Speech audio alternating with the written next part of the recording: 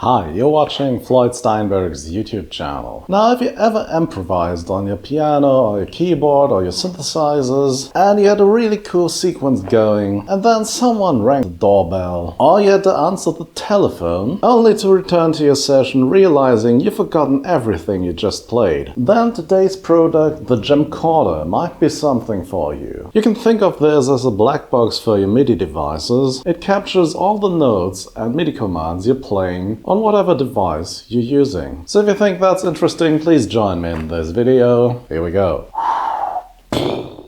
Inside the box you'll find two USB cables, a 5-pin MIDI cable, double-sided adhesive tape, a notice informing you how to set up this box and that there is an app you need to download, and of course the JamCorder itself. This is a relatively tiny blue box that has a status LED and SD card slot, MIDI in and out and two USB ports on its back. The USB ports are used for MIDI and power supply. The JamCorder also has Bluetooth, which can be used for connecting it to your phone or as a Bluetooth MIDI interface.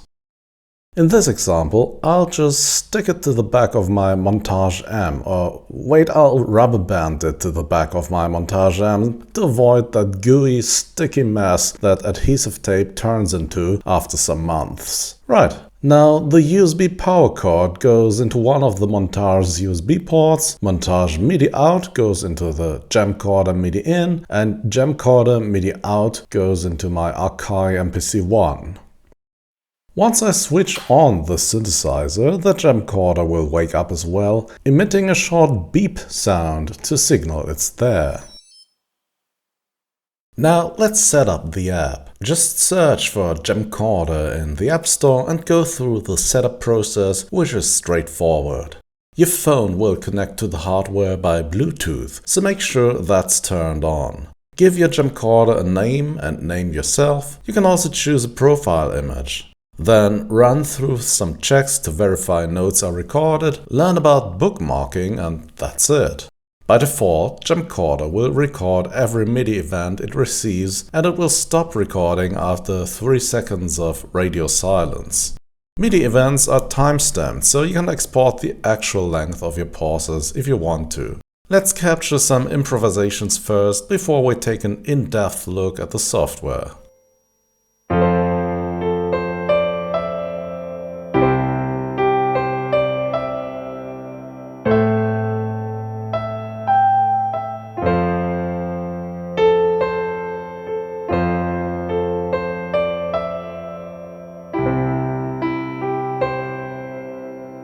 You can bookmark a good jam by double-playing the uppermost 5 black keys. And as you've seen, the notes immediately show up on screen as a play transmitted by Bluetooth. I can now play them back on my phone using a piano sound font or any other sound font, which is a multi-layered set of samples.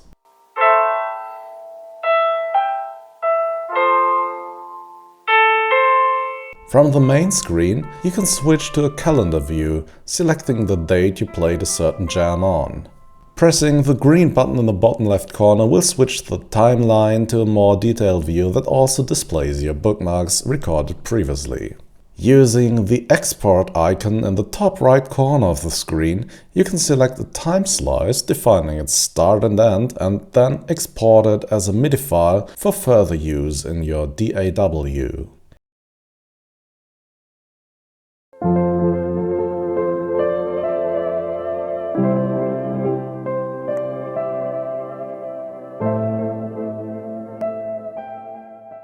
It's also possible to render your jams into a movie or audio file here.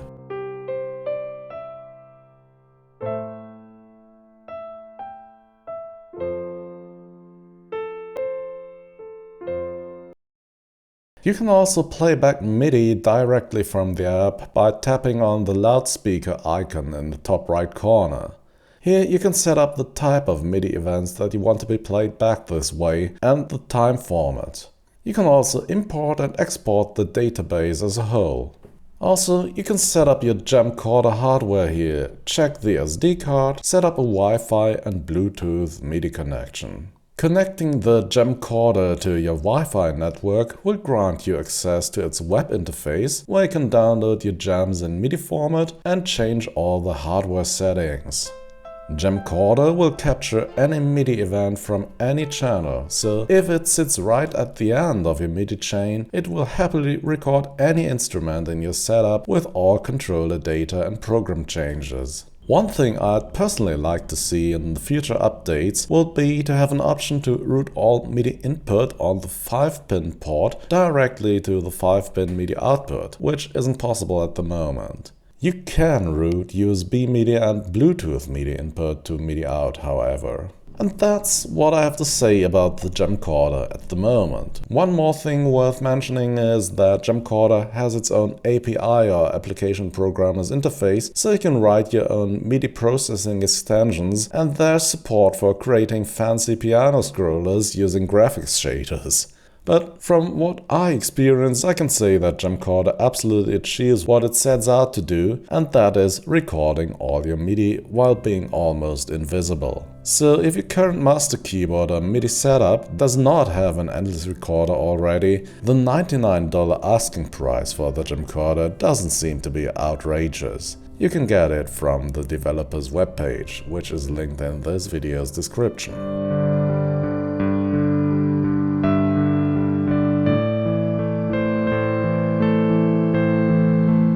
Yeah, and that's it for today. The JamCorder, a black box for your MIDI devices, so to speak. As I've already said, in my opinion this device is working flawlessly and it's achieving everything it sets out to do. So if you think this was a good YouTube video, please do the YouTube thing. And you can also become a channel member, join my Patreon, or buy my music on Bandcamp. As always, thanks for watching and see you again very soon. Bye bye.